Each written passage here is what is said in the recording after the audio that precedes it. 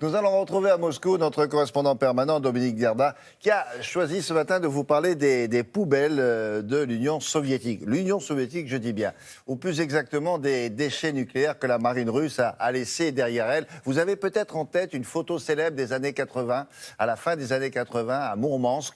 Ces sous-marins nucléaires qui rouillaient dans la baie de Mourmansk. C'est ça l'idée, il faut nettoyer tout ça. Alors, bonjour Dominique, comment ça se passe? Et ça se passe où surtout, cette opération-là?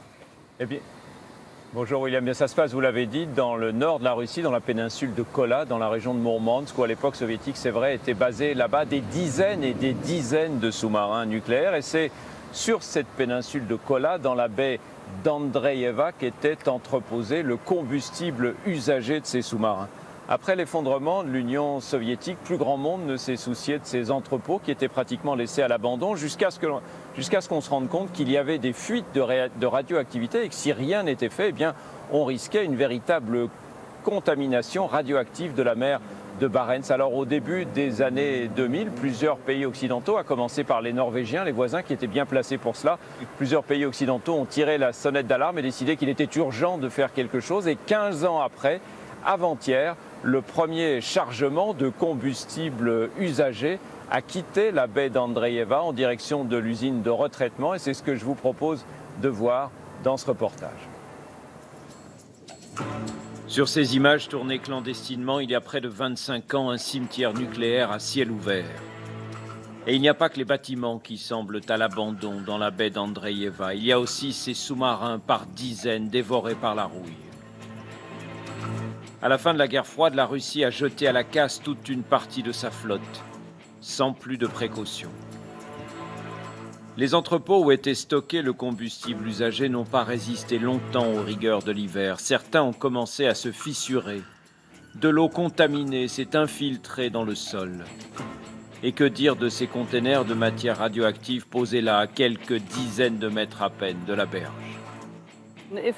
S'il y avait une fuite importante et si de la radioactivité s'échappait, dans les eaux de pluie par exemple, elle n'aurait pas à aller loin pour contaminer la baie et la mer de Barents. Les premiers à tirer la sonnette d'alarme furent les Norvégiens. La baie d'Andreïeva n'est qu'à une cinquantaine de kilomètres à peine de leurs frontières. En 2002, la communauté internationale a décidé d'agir. Elle a confié à la Banque européenne de reconstruction et de développement le soin de rassembler les fonds nécessaires. 165 millions d'euros investis jusqu'à présent. D'urgence, il a fallu construire un nouveau site de stockage dans lequel conserver sans risque le combustible usagé. Il est extrait des anciens containers pas assez résistants et enfermé dans ces cylindres fabriqués tout spécialement et parfaitement étanches. Nous avons des mesures de sécurité draconiennes, des consignes et des règles de conduite très strictes pour notre personnel. Car, bien entendu, la sécurité ici, c'est la priorité absolue. L'objectif n'est pas de conserver indéfiniment le combustible nucléaire, mais de le retraiter. Mardi, une première cargaison est partie en bateau d'Andreïeva, direction le port de Mourmansk. De là, elle sera chargée sur un train et envoyée à 3000 km plus au sud, dans le centre de retraitement de Mayak, dans l'Oural. Il faudra 5 ou 6 ans au moins, selon les spécialistes, pour débarrasser la péninsule de Kola des tonnes de matière radioactive qui ont été stockées au cours des 35 dernières années.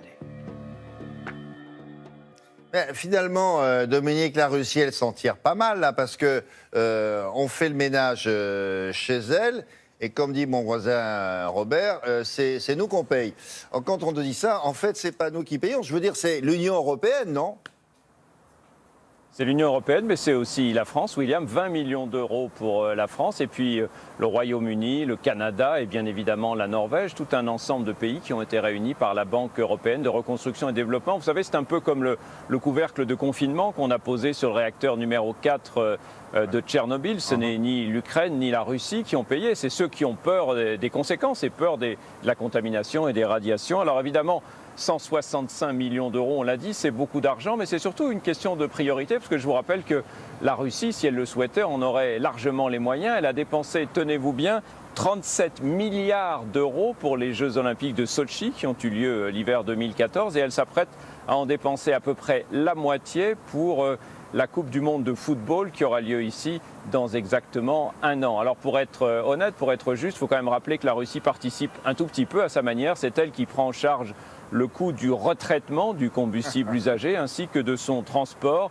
jusqu'à l'usine qui se trouve, on l'a dit, dans le sud de l'Oural. Il est malin, Vladimir. Hein, il dit, si ça vous fait peur, vous n'avez qu'à venir nettoyer vous-même. C'est exactement ça, William. C'était ça pour Tchernobyl et c'est ça, une fois encore, pour la baie d'Andreeva. Bravo. Merci beaucoup, Dominique. À bientôt la semaine prochaine. Bonne journée, William. Bonne journée. C'est toujours un plaisir. Merci à vous.